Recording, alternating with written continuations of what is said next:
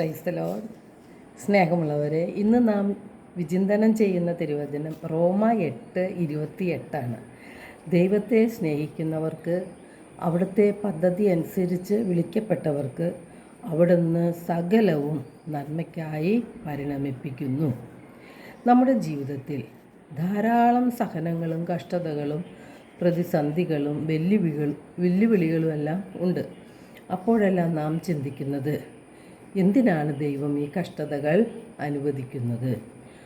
ഒരു സഹനം കഴിയുമ്പോൾ മറ്റൊരു സഹനം പുറകെ എത്തിക്കഴിഞ്ഞു. അപ്പോൾ എല്ലാം ദൈവം അറിയുന്നുണ്ട്. ദൈവം സർവശക്തനാണ്, ദൈവത്തിന് അസാധ്യമായി യാതൊന്നുമില്ല എന്ന് പറഞ്ഞിട്ടും, തിരുവചനങ്ങൾ നമ്മെ ധൈര്യപ്പെടുത്തിയിട്ടും നമുക്ക് എന്തുകൊണ്ടാണ് സഹനങ്ങൾ വീണ്ടും വീണ്ടും വരുന്നത്, അല്ലെങ്കിൽ എന്തുകൊണ്ട് ദൈവം ഇതെല്ലാം അനുവദിക്കുന്നു എന്ന് പരാതിപ്പെടുന്നവരാണ് ഞാനും നിങ്ങളും എല്ലാം. എന്നാൽ ദൈവത്തിന് നമ്മെക്കുറിച്ച് ഒരു പദ്ധതിയുണ്ട്. അത് നമ്മുടെ നാശത്തിനുള്ള പദ്ധതിയല്ല, ക്ഷേമത്തിനുള്ള പദ്ധതിയാണ്. നമുക്ക് ശുഭകരമായ ഭാവിയും പ്രത്യാശയും നൽകുന്ന പദ്ധതിയാണ് ഇത്. ദൈവം അറിയാതെ നമ്മുടെ ജീവിതത്തിൽ ഒന്നും തന്നെ സംഭവിക്കുന്നില്ല.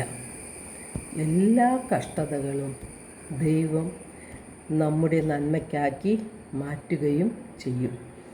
കർത്താവ് നമ്മിൽ നിന്നും മറഞ്ഞിരിക്കുന്നില്ല. യേശയ്യാ 30:20 തിരുവചനം പറയുന്നു, കർത്താവ് എനിക്ക് കഷ്ടതയുടെ അപ്പവും ക്ലേശത്തിൻ്റെ ജലവും തന്നാലും എൻ്റെ ഗുരു എന്നിൽ നിന്നും മറഞ്ഞിരിക്കുകയില്ല. അപ്പോൾ സഹനങ്ങൾ ദൈവം അനുവദിക്കുന്നതിൻ്റെ പിന്നിൽ ദൈവം ചില ലക്ഷ്യങ്ങൾ കണ്ടിട്ടുണ്ട്. ഏറ്റവും പ്രധാനമായിട്ടുള്ളത് നമ്മുടെ ആത്മാക്കളുടെ രക്ഷയാണ്. സഹനത്തിലൂടെ നാം ഓരോരുത്തരെയും ശുദ്ധീകരിച്ച് നമ്മെ ദൈവത്തിൻ്റെ സ്വന്തമാക്കി മാറ്റുകയാണ് ചെയ്യുന്നത്. ഒരു ആത്മാവ് പോലും നഷ്ടപ്പെട്ടു പോകാൻ ദൈവം ആഗ്രഹിക്കുന്നില്ല.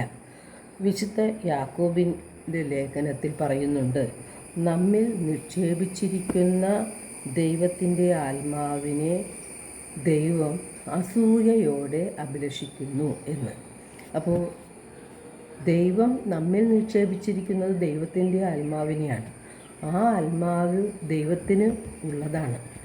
ആ ആത്മാവ് നഷ്ടപ്പെടാതിരിക്കാൻ വേണ്ടി ദൈവം ചിലപ്പോൾ സഹനങ്ങൾ അനുവദിച്ചെന്ന് വരാം.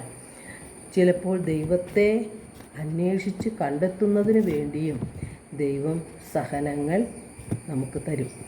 സഹനങ്ങളിലൂടെ നമ്മെ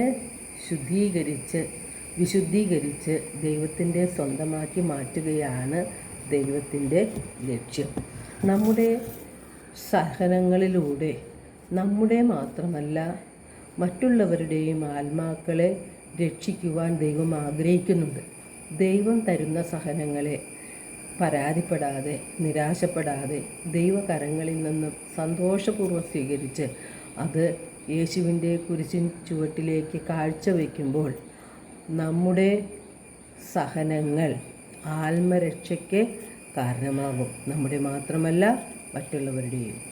എല്ലാവർക്കും ഒരു നല്ല ദിനം ആശംസിക്കുന്നു. ദൈവം നമ്മെ ഓരോരുത്തരെയും സമൃദ്ധമായി അനുഗ്രഹിക്കട്ടെ.